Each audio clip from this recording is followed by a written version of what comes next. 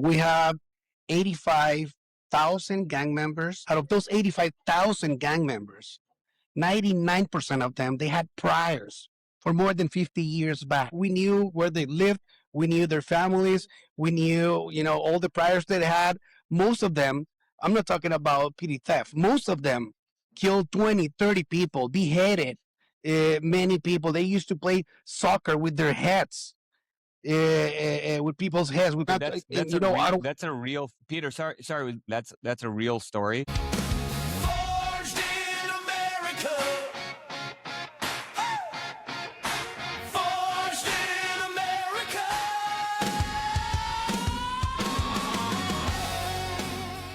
Welcome to Forged in America. I am Ravin Gandhi with my buddy Al Goldstein. We're both entrepreneurs. I founded a company called GMM, which I built to about $100 million in sales and then sold it to one of the largest companies in Japan called Resonac. And Al is a serial entrepreneur who has started a number of tech unicorns. And we have a very big interest in geopolitics. And today it is, I think, going to be one of our best episodes because we are going to be talking about El Salvador. So El Salvador in 2019 was the murder capital of the world. And then the Salvadorians elected Nayib Bukele, the young, charismatic mayor of San Salvador, and everything completely changed. Bukele cracked down super hard on crime, arresting tens of thousands of gang members. Crime completely plummeted by almost 95 to 98%. Bukele's approval rating shot up, depending on the poll you look at, 75 to 95% approval rating. Today, we have two of his cabinet members who are part of this entire turnaround. We have Peter Dumas, the director of intelligence, and Maria Luisa Hayem, who is the Minister of Economy. So we are honored to have both of them, and welcome to Forged in America. Well, Thank you for having us here. Thank you. Well, we're very excited to have you join us. And this is the first time that Ravin and I have two guest ons. For me, this is super interesting because unlike probably a lot of our listeners that are in the US, I've been to El Salvador before. I was down there in 2009. But at that time, as Ravin said, it was a pretty dangerous country. And my takeaway was it was a beautiful country with amazing people that were super, super motivated, super engaging, but they were living under this crime-ridden ecosystem. And I can't wait to go back, quite honestly. So super excited to engage in the discussion today on how you got here.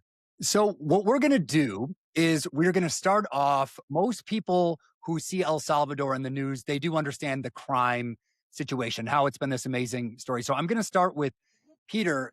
Can you frame for the audience, where was El Salvador during the election initially when you guys kind of took over, and where is it now and how did you get there?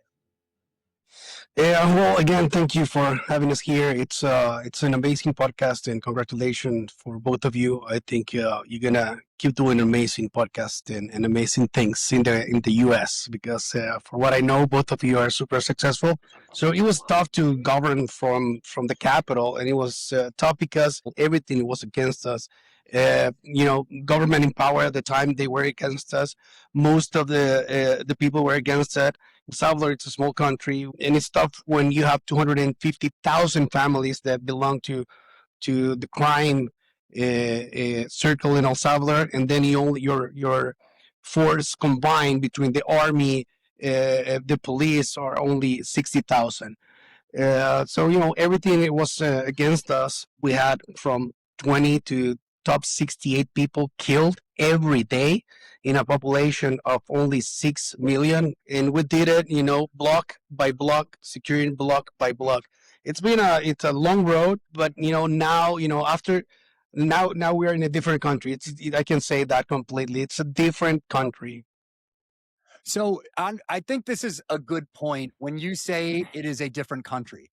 I'm going to play a video right now, which was recently shared by President Bukele, where you see what you're going to see here are current scenes in El Salvador and immediately how that exact part of the country looked before. And so there's a lot of before and after. And so here is the before and after video. I'm not what happened to me. I'm what I choose to be. Each step I take, I shift, I ride. The past dissolves before my eyes. I'm not what happened to me. I'm what I choose to be. Each step I take, I shift, I ride. The past dissolves before my eyes.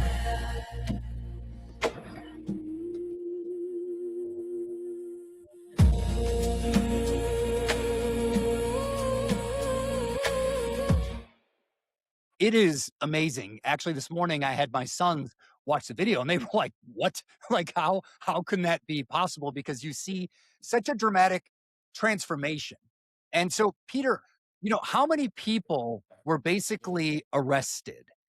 Criminals. How many were put in prison over the first few years of your administration? That's a great question. We have 85,000 gang members.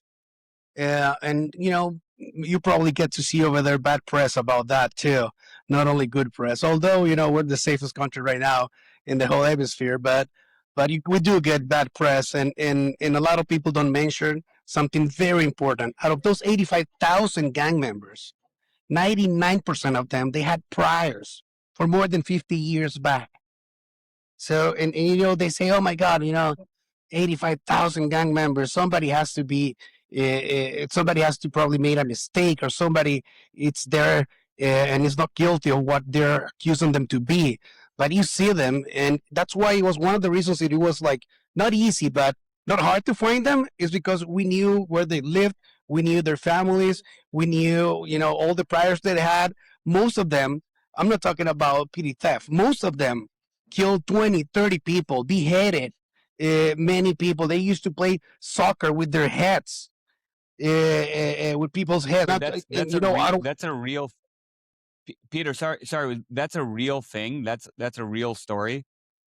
Yeah, because they were making.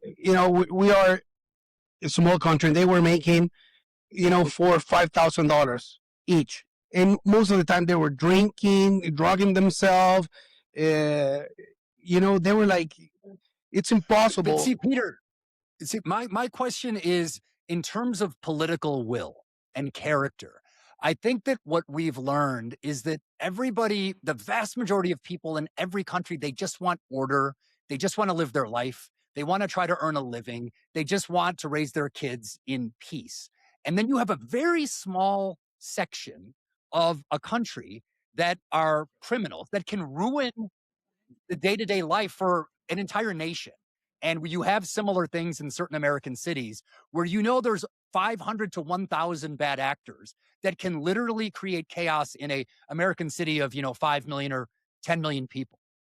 The problem is, when you crack down, you get an outcry. You get all of these people who want to cry for every single criminal, and it drives me absolutely insane, because these people don't worry about the 99% of bad actors. They worry about finding the sob story, 1 in a million, where you make a mistake, and in a way, it delegitimizes all of the good work that has been done.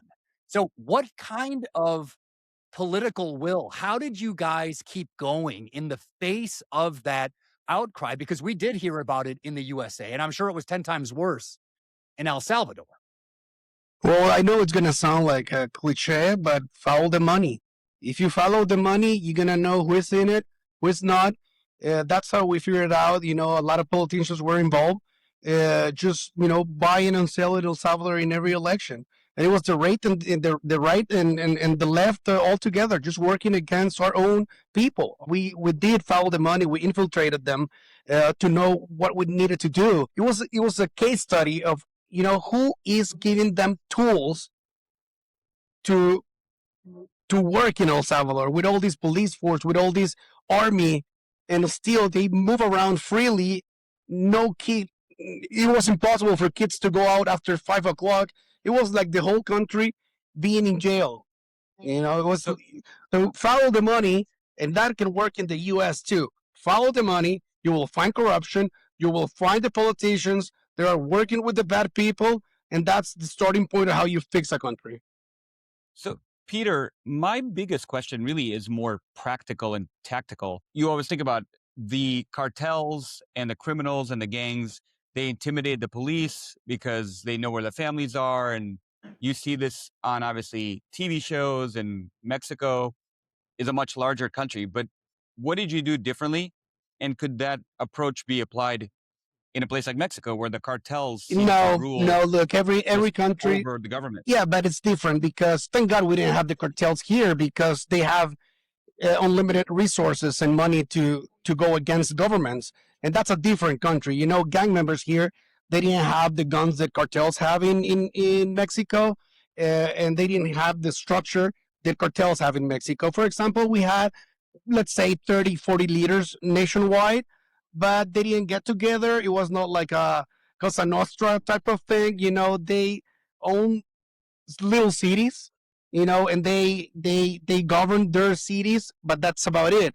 So, you know, in practice, what we did is we put the army, the local police, and official police to work together, cleaning every city, one city after another one. But before you move from one city to the next one, you establish a position, a military position in that city, so they don't come back. Most of them start running So, to other countries or neighboring countries too. So I want to now move to Maria Luisa.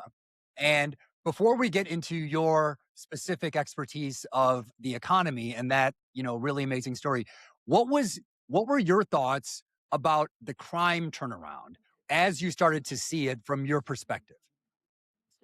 Yes, well, thank you very much for sharing that video. I think that video shows very well the transformation of El Salvador, and I can tell you that Salvadorans that watch it still have a lot of emotions when we see it. Definitely, I also would like to add to what Peter was saying, that El Salvador was headed to be a failed state.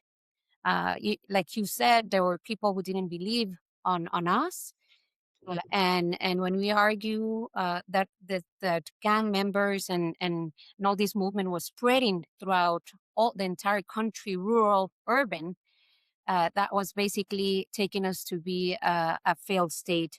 Another thing that I want to agree and restate that Peter said is that Salvadorans, we all lived in jail. We didn't have the freedom to send our kids to school. In some communities, especially mothers and fathers that would send their kids to school, they didn't know if they were going to come back. Productivity, as you can imagine, now turning into the economy. Productivity was not really high up there when you're thinking that you don't know if you're going to be able to go back to your family and see your family. So this has been a transformation, a complete transformation. We couldn't, even if we had 3 hours or more to talk about it, it wouldn't be possible to share how this has impacted our economy, from the small entrepreneur in a small community in El Salvador that wanted to sell bread to their community. That was more of a risk than profit for a community. When we see distribution companies, for instance, they were paying a lot of money to be able to take medicines, food, beverages to different communities around the country. And there were millions of dollars that were spent on that, making El Salvador very non-competitive if compared to other countries. The blockage for economic growth, that lack of safety represented, it's still underestimated. We Oh, I'm couldn't. sure. I'm sure that's true because when you look at the approval rating of the administration, it's so high, and I think that the majority, I won't say the majority, but a lot of it is you had a country which was unsafe, and it is now a country that is the safest. And I just think for anybody, it is not rocket science. So now, besides cracking down on gangs, there was another fairly historic decision that was made in El Salvador. And this was the country, I would say, generally was viewed as going all in on Bitcoin, the world's kind of most famous cryptocurrency. And at first, it was, I think, kind of people were confused. There was a lot of people who were mocking it when Bitcoin went down. They were making fun of it. Then Bitcoin rallied. I think that you guys are way, way up on your Bitcoin investment. So my question to you, Maria Luisa, is can you talk about the decision to invest heavily in Bitcoin and then also just give us a sense of the overall economic stats for El Salvador? Yeah. So President Bukele, as you know, he is a very innovative person, a very creative person to leverage technology to accelerate economic and social development.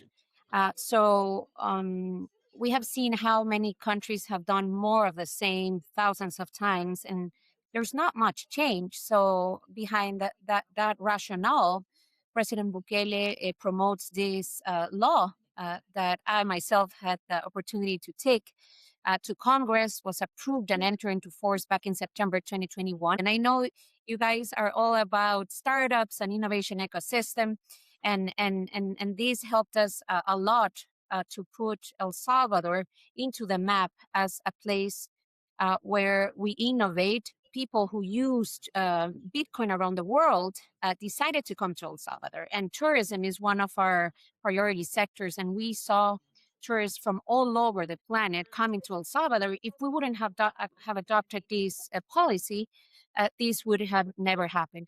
Also, it gave an opportunity to the population to be in touch with your with a wallet in order to be close to the financial system. That this is not, in the headlines, but these allow us to go to a small merchant in a small in a small town in the mountains and be able to teach.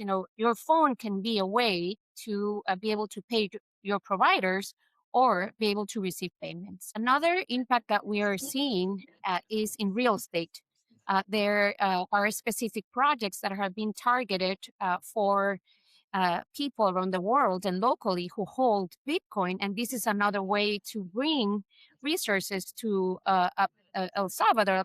So Maria Luisa, I was just looking before this that it looked like in 2025, GDP growth was roughly 4%, which was great, assuming those are the right metrics. And I think 2026 projected to be somewhere in the low 3% range. But the economy, like you said, is still pretty concentrated in real estate, in tourism. What is the growth opportunity from here in your mind in terms of taking advantage of this position now as a safe haven? Obviously early in Bitcoin, and having been there, a beautiful country. Yes, it's an amazing country. And I don't say it because I'm Salvadoran, but you've seen our lakes, mountains, and rivers. We have everything concentrated in a small space. So we definitely have all the potential in tourism. The reason why we're so confident that we have such a bright future ahead is because we have eliminated the main constraints for economic development that El Salvador had. On the one hand, the security. We were not going to go anywhere with the lack of safety that we had in El Salvador. So that is something that it's now, unfortunately, it's part of our history, right? But it's a past. We also had the opportunity to be able to work to eliminate another constraint. And I know that you, who are also part of an innovation ecosystem, this will resonate. And it's the red tape. Red tape used to be one of the main constraints for economic growth. So the same government bureaucracy was preventing this country that has such a big potential to grow. And the reason why, again, we're so confident that we have a bright future ahead is because we have worked on creating a business environment. Of course, we're still in the making, but we have made significant improvements. Today, a company can be established in a day. And that it's something completely different to what happened before, where projects, just to mention an example, the largest investment of the private sector, $1 billion, the largest in our history, was blocked for 7 years. So this company was willing to invest in El Salvador even without the lack of security. And that bureaucracy was the next level of constraint, or the other constraint. So now what we're seeing sectors in expansion. So the question I have, which I'm going to pose to both of you, What I'm hearing basically is you had a situation where there was a lot of red tape. Things were very slow. Bukele obviously sped everything up. Al and I both have friends who have invested a fair amount in El Salvador because of this, and they cite the leadership of Bukele as part of the reason. However, this form of speeding things up also comes with criticisms. And what some of the things that you read in the American press about El Salvador is that El Salvador has experienced what they call democratic backsliding. And there are some statistics here from 2019 to 2025.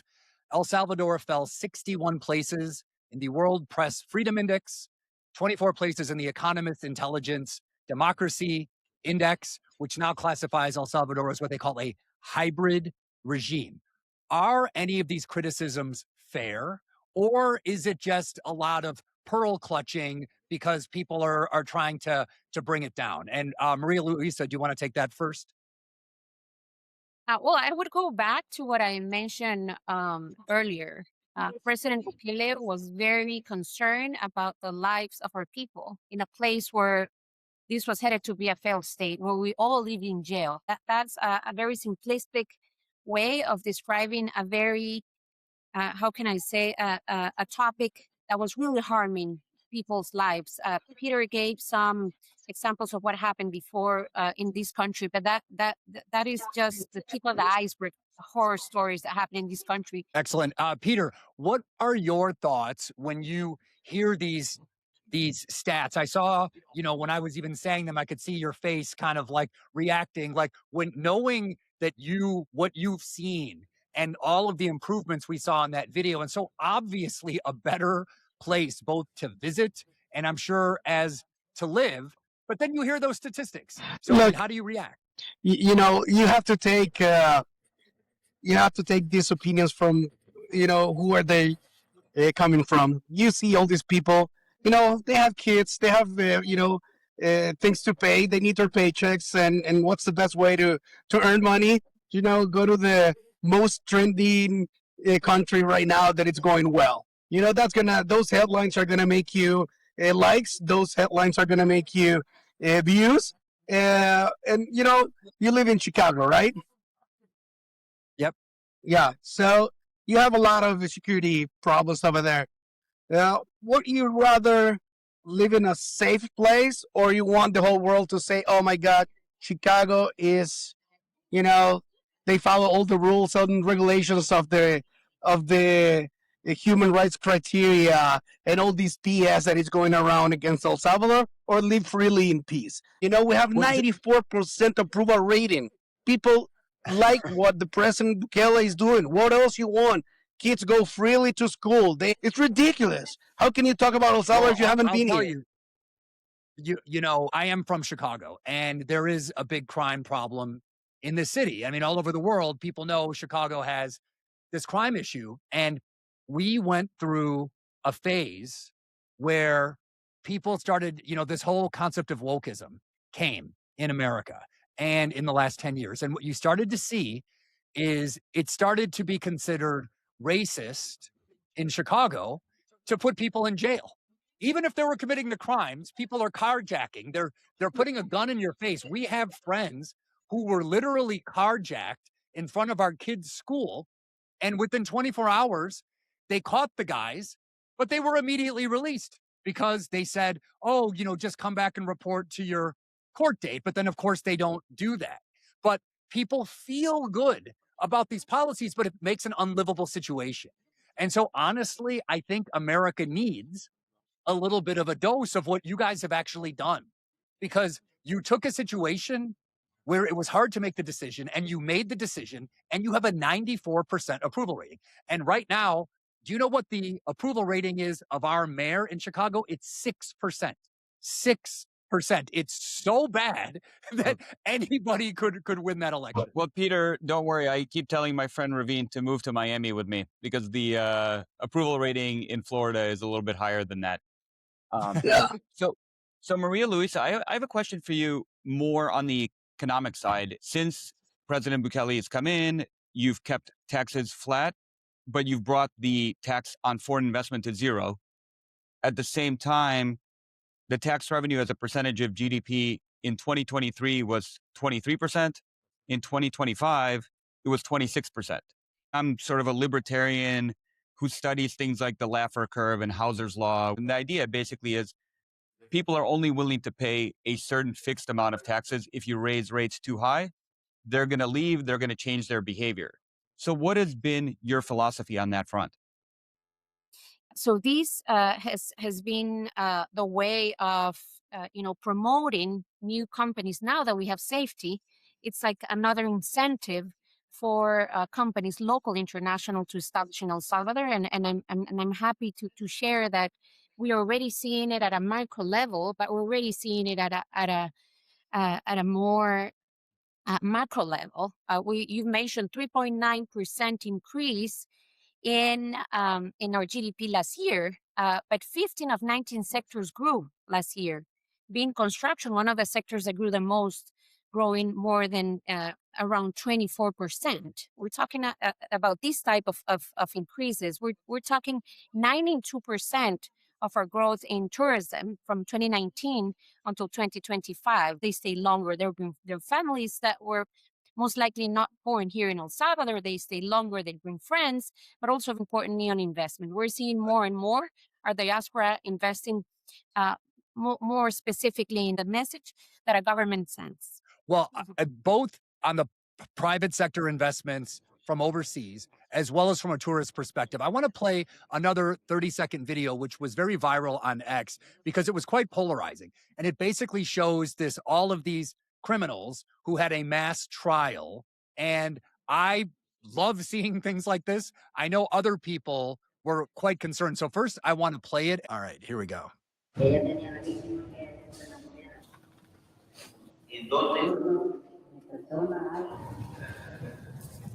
The type of inmates being processed here are members of the criminal structure MS-13, a terrorist criminal organization. Una organización criminal terrorista. The subjects here are those historic gang leaders, leaders of gang cells, gang spokesmen, individuals who for many years caused mourning and pain to our society. Sujetos que por muchos años le ocasionaron luto y dolor a nuestra sociedad. MS-13, I mean, you see the tattoos on the faces. It's such a scary gang. It's such a violent gang. Even in America, we have so much talk about MS-13. Personally, I look at a video like that, and it makes me feel that much better to bring my kids to El Salvador because I feel that they're going to be safe. But how did that play when it actually happened in the country, both economically and from a just spirit of the country? Well, if I may start, Ravin, we can see it in the vibe, and I would definitely invite everyone who's listening to us and watching us to come to El Salvador, because as Al was saying, it's such an amazing place. The moment you land in El Salvador, you will feel a vibe of people who are happy, people who are safe, and people who are willing to take risk and invest in a startup, invest in their very micro entrepreneur. I lived abroad for some years, and every time I said I was from El Salvador, there was the question, right? So how are the gangs situation, right? So everything was about so now, and now what's happening is Salvadorans just abroad talking about how amazing their country is, and also, of course, sending their friends and family to El Salvador. So I would say more non-tangible, that has important impact in the economy. Peter, please. Yes, yeah. One of the things that we see around, and I know, and President knows that the next step of El Salvador, it's education. You used to see kids, they wanted to be gang members. Now you see kids that want to be in the army, they want to be cops. It's a mentality that is swifting, that it's changing. It's going to take 10 years to do so, but that's why the president is investing a lot of resources on education. Are there term limits in El Salvador? Can Bukele keep getting elected? Yes, he can. So he ran in 2019 and he got 1.4 million votes, which was 53%. And when he ran in 2024, he got 2.7 million votes with 84.6%. I mean, you hear numbers like that. I mean, that is a movement. So, Peter, maybe a couple questions for you, because as Ravin said, the criticism, I think, in the US is sort of, is Bukele going to be a dictator? Are these prisoners, are they all getting fair treatment? Because in the US, obviously, the trial system is wonderful in some ways, but it takes a very long time and people know how to navigate the system and it costs huge amounts of money. And Yeah, then, but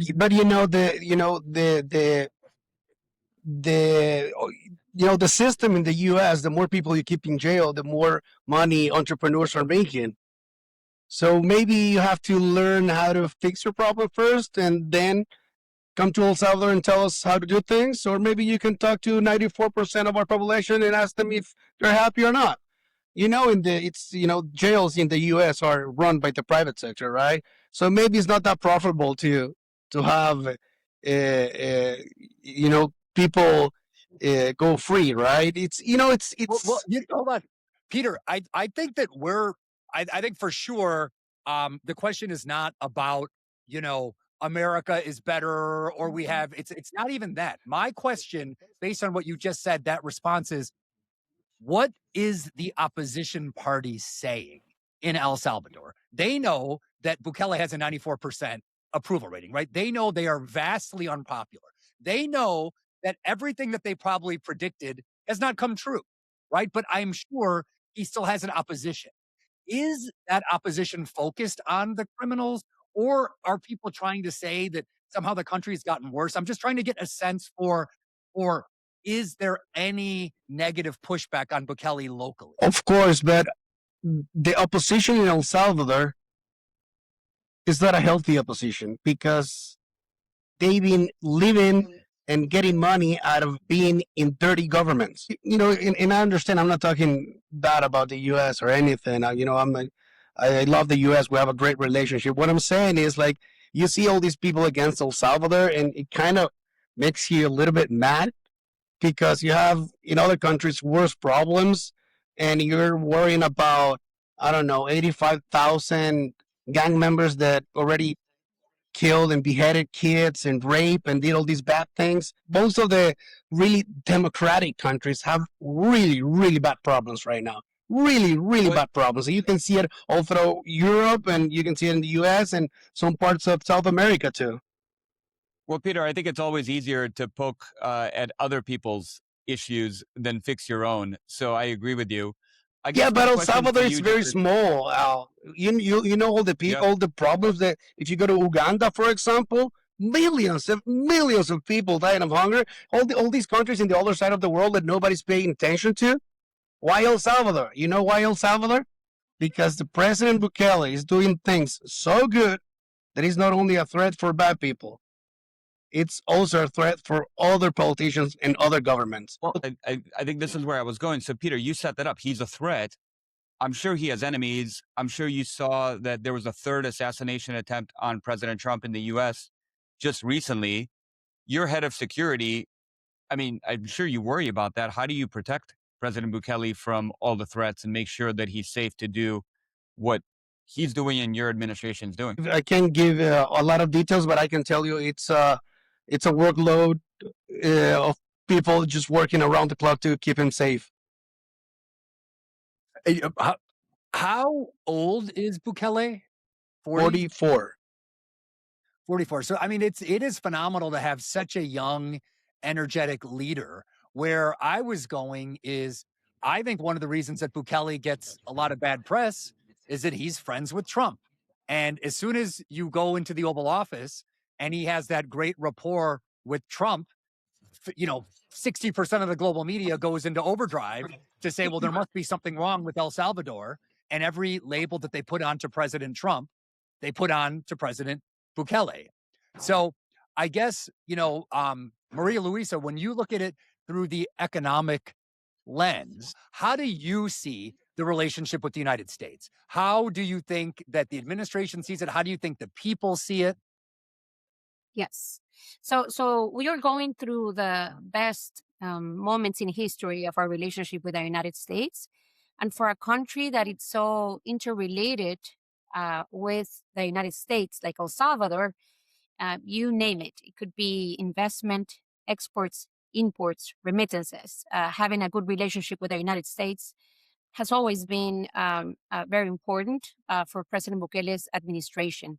I've met with investors from different parts of the world. One of the questions that comes into play is how are the relationships with the United States? So for a minister of economy of a country like El Salvador, having this great relationship and respect that we feel from the United States to El Salvador, that's a very positive, again, another non-tangible factor that has a positive impact in micro and macro terms.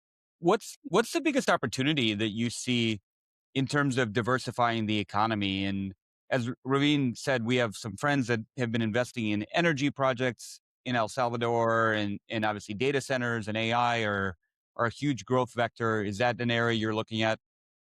Totally. Totally. Technology is one of the sectors that we have been supporting and created solid basis because we know there's going to be a demand in the future. We know there are sectors. It's a sector that is one of the highest salary paying sectors. Aircraft maintenance and everything that has to do with the aviation sector, that's also very important to us. And now that the United States has a new trade policy, we see, going back to Ravin's question, we see a huge opportunity for El Salvador to become more and more integrated into the U.S. value chain. We are very optimistic that with the new trade policy, El Salvador is going to be able to integrate more in the making of technology inputs, technology, of course, pharmaceutical sector. We see a huge potential. El Salvador is already strong in its pharmaceutical sector. And we see, again, these sectors are high demand sectors in the future and are critical also for the United States. How do you rate, if you're as candid as possible, the strengths of El Salvador versus your direct competitors? Whether it's Mexico, whether it's any other country in South America, where are you strongest? And where do you think that you could improve? Let's say there's $100 billion of capital that is debating what part of South America to invest in. What is the sales pitch besides the headlines that we've talked about in terms of technical competence? Well, I cannot not mention safety, because safety, it's supposed to be a basic by default right of a population.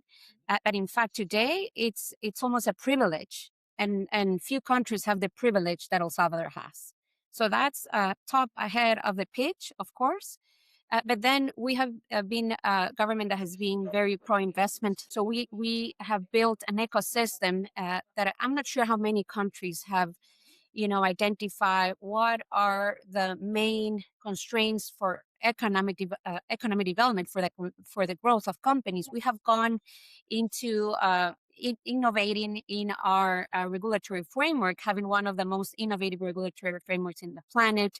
As I mentioned, eliminated red tape. We have salaries that are competitive if you compare them to other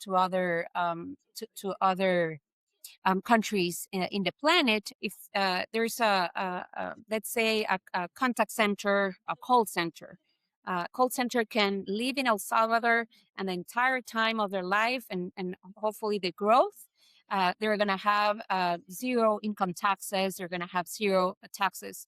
I'm going to ask you about big news, geopolitically. There's a lot of people who look at what, President Trump, obviously there's the news of the world is in Iran right now in the Strait of Hormuz.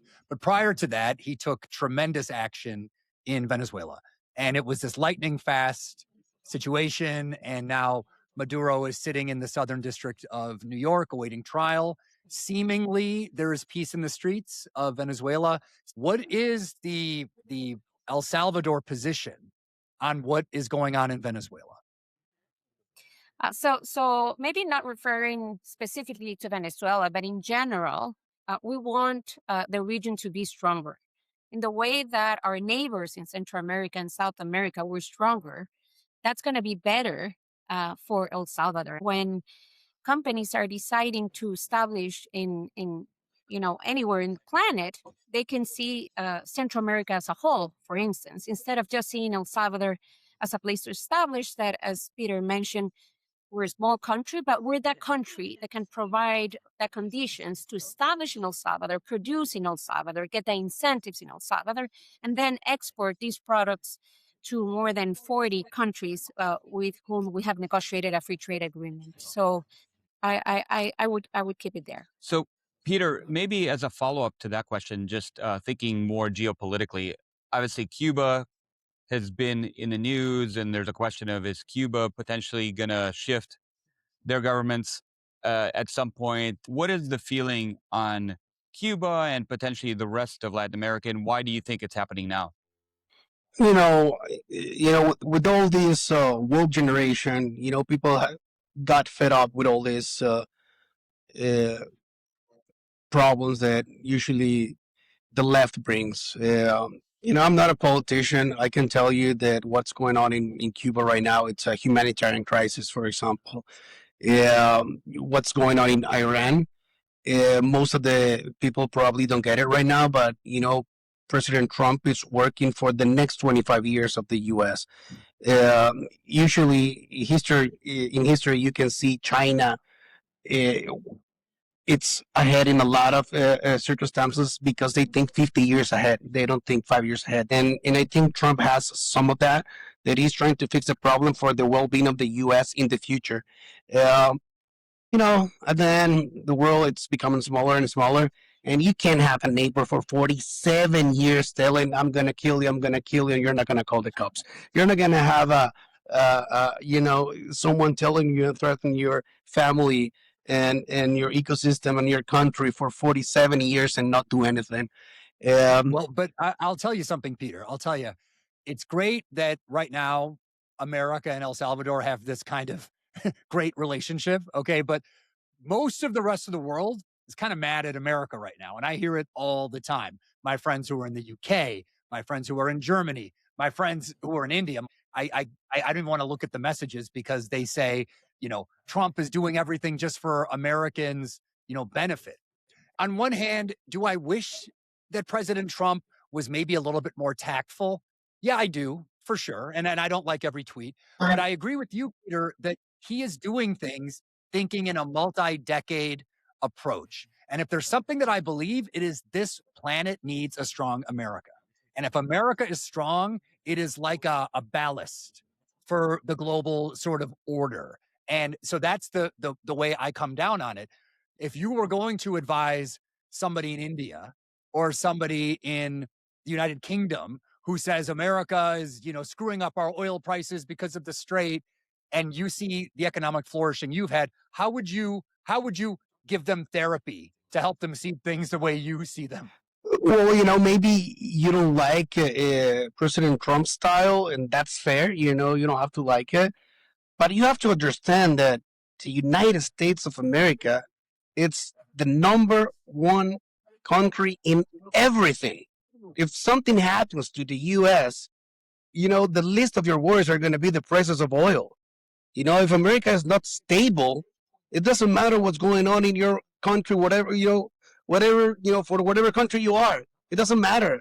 America, it's the biggest country holding everything together. Let me build on that, and this is a question maybe for both of you. That obviously before President Trump, you had the Biden administration, very different geopolitically, very different policies domestically as well. But El Salvador had started its transformation during that administration. So how has your relationship changed with the U.S. as the administration changed? So I would say companies have stayed strong despite the fact of who is the president. Again, I want to go back to the fact that when you provide that trust, when you provide the rules, the clear rules, and when you have a good relationship with the private sector, you're set for. Of course, other elements have to come in place. But that's very important for companies to keep growing, and this is a very important topic, because people ask that to me when it comes to the Central American region. How are you working with the rest of your your neighbors. And when it comes about the economy, despite the fact that there is different governments that are changing very often, and some countries have a 4-year period, we're seeing that we're moving forward despite the political, Well, environment. that's a perfect tee up to where I want to go, because as someone who was born in the States, who continually tried to follow the news and learn the history of most of the countries in South America, the one thing that you always heard every 5 or 10 years, some country, their currency just utterly goes to hell. Whether it was the peso in Mexico or in Argentina, in Brazil, Venezuela, it's like one after the other after the other. And it seems like it was always a currency crisis and then hyperinflation, and you cannot flourish as a people when you don't have a stable currency. So the two things I'm hearing from you guys, I'm hearing that you're a dollarized society, and you're also on the leading edge globally from a cryptocurrency Bitcoin adoption rate. Can you talk a little bit about the philosophy there and the feeling that you have, knowing that you guys are you don't have that blow up risk anymore? Well, but both currencies and many other innovative policies that we're pushing forward. I haven't mentioned there's a digital assets law. There is a law to promote the development and use of AI solutions. There is a robotics law. This is what's going to make El Salvador different. That we are anticipating in a certain way to make sure that we differentiate, and companies look at El Salvador as a place where they can have this, if you will, like a sandbox space where you can prove in a safe environment that your different concepts. So I'm sorry to mention safety again, but here I go. No, The fact I think it's safe, I think it's clear how important it is, yeah. and it drives everything. I mean, we should learn from that in America, quite honestly, because we have cities that are incredible cities that, as you laid out, when they're not safe, people run away. People don't. And I'm gonna add on to Al's point, because there is such a defeatism and a feeling in large American cities that this is just the way it is. It's just the way it is. Certain neighborhoods you can't go. You just can't go because that's the way it is. And I think that is pathetically weak, Yes. cowardly thinking, because people are unwilling to actually piss off a little bit of people to show a tremendous improvement of the quality of life. And I love the fact that you feel like you have to apologize. Sorry, I have to bring up safety again and again, because you know how important it is. You know how important it is. And there's just a lot of dummies who just don't understand that people want safe streets. And it's true for American cities as well. But you know what? Also, it was normalized, and the situation was so sad, like you explained, Ravin, that some of the Salvadorans, we didn't even dream about getting to a better place. It was like the normal way to live, and having someone to show every Salvadorian on the planet that things can be changed if you have the vision, if you have the will, and you have the execution capacity. I think when we talk about the role in the world today, I think one of the main roles is is the example that we can give. Of course, we do it for our population, but I hear people from other countries saying, you're the hope, you're our hope because you did it, and we are hoping that we are going to be able to make it happen at some point in our lives. So I think that's another non-tangible element that President Bukele's leadership has brought to not only El Salvador, but I would say to the planet. There's this video of President Bukele where he's talking about basically we serve the 99% of the population. We don't let the 1%, and it's probably 99.9% of the population. We don't let the tiny fraction of the population terrorize them. Hopefully it's something we learn from, having grown up in Chicago and built a real estate portfolio down on the south side, west side of the city. There are 40 plus shootings in a given weekend in the city of Chicago. That's been going on for years and years and years. It's gotten worse. It's crazy. And there's a defeatism about it that Ravin laid out. It's just the way it is. Well, we have things that you're not allowed to talk about in America. We have certain demographic groups that are 2 or 3% of the population, but commit 50% of the violent crimes and murders. But you're not really allowed to put it in certain terms because it makes a lot of people angry. We have to go back to basics. You just can't live trying to be politically correct all the time. It's just impossible to be politically correct all the time. You gotta live. You gotta fix your problems. If one group of the society is mad at you, so be it. Yeah, no, I think that's completely right. And I think that the problem is I just don't know this disease that has taken over really all over the world. I mean, this concept of wokism, every one of my friends in whatever country, they say, oh, it's here too. It's here too. It's like a virus. And it's something like, I want to feel like a good person. Well, Even if what I'm saying is irrational. We talk about it, right? It's empathy. It's suicidal empathy to a certain extent. I want to feel like I'm saying good things to the detriment of my own interests.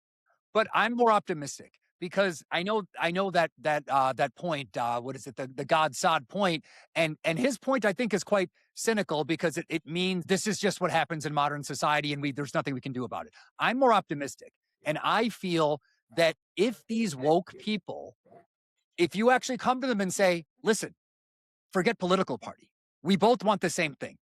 We both want to make the country better. We both want less crime. We both want higher incomes. We both want more jobs. We both want safety nets. We want this.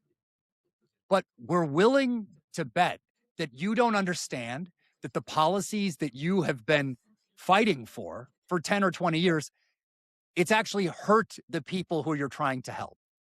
And usually if you frame it like that, these people, they don't go crazy. They say, really? Or tell me how.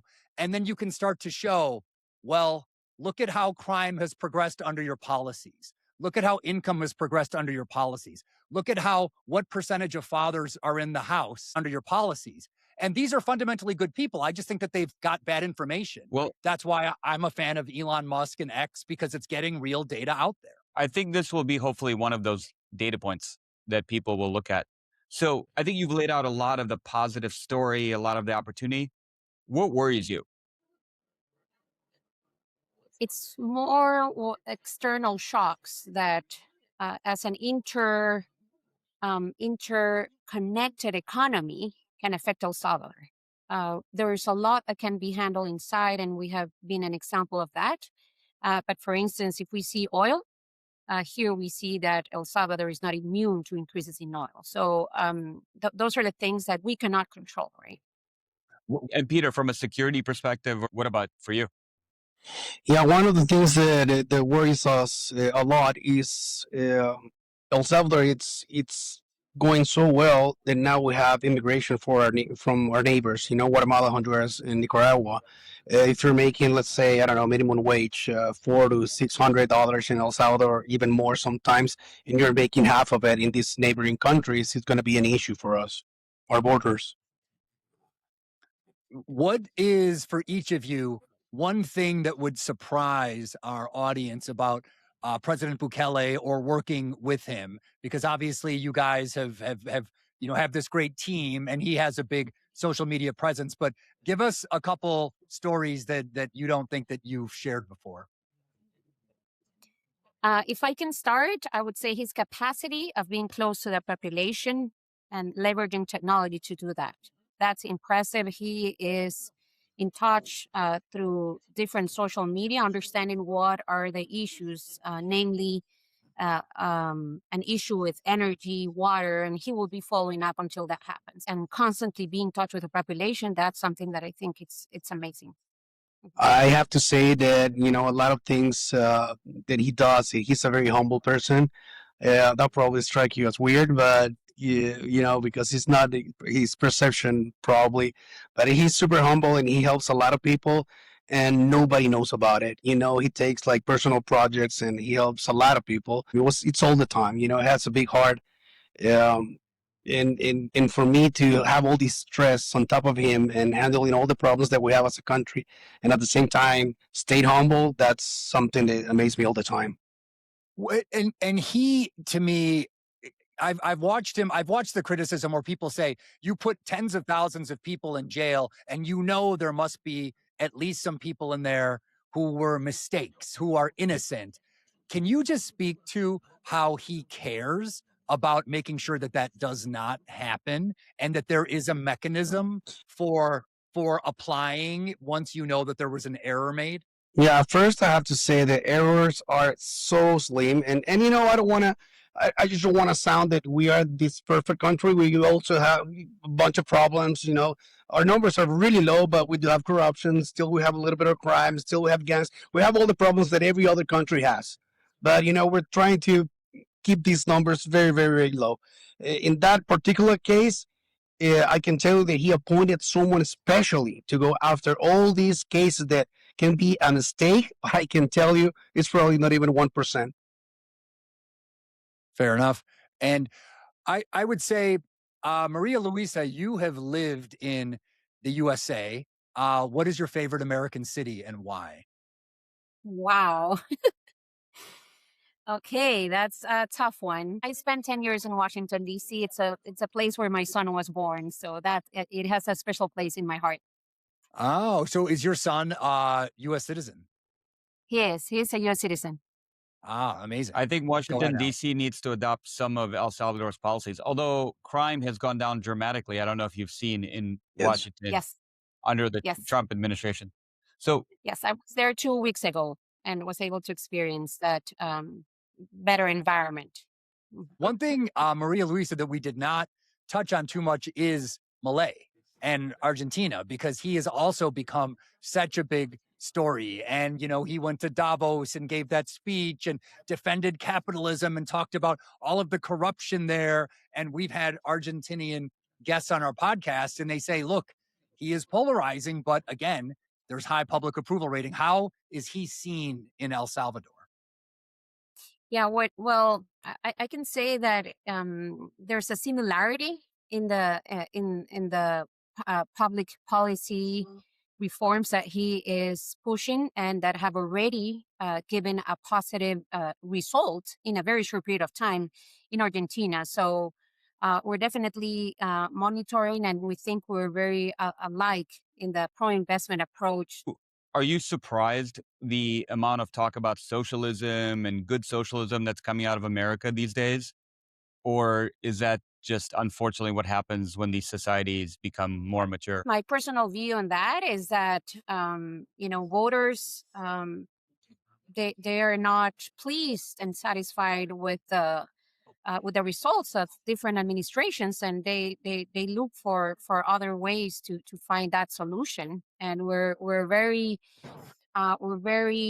blessed, if I can say it, fortunate in El Salvador that we have a president that understands the importance of pro investment, and at the same time take into account the social needs of our population. So that equilibrium is what I would say contributes a lot to having that 90 plus approving rate of President Bukele. Our political history in the last 200 years have showed us what works and what doesn't work. Cuba didn't work, Venezuela didn't work, Nicaragua is not working. So all these socialist countries are not working, and then it doesn't work. And something great that it's happening. It's everybody has information in their hands right now, so it's impossible now for this socialists to go to colleges and go to schools and tell kids, look, Che Guevara is the one that you have to look for. How can you tell someone in Venezuela that socialist is the way to go if they see their Instagram of three kids the same age they are having fun in Disney in the US or something like that.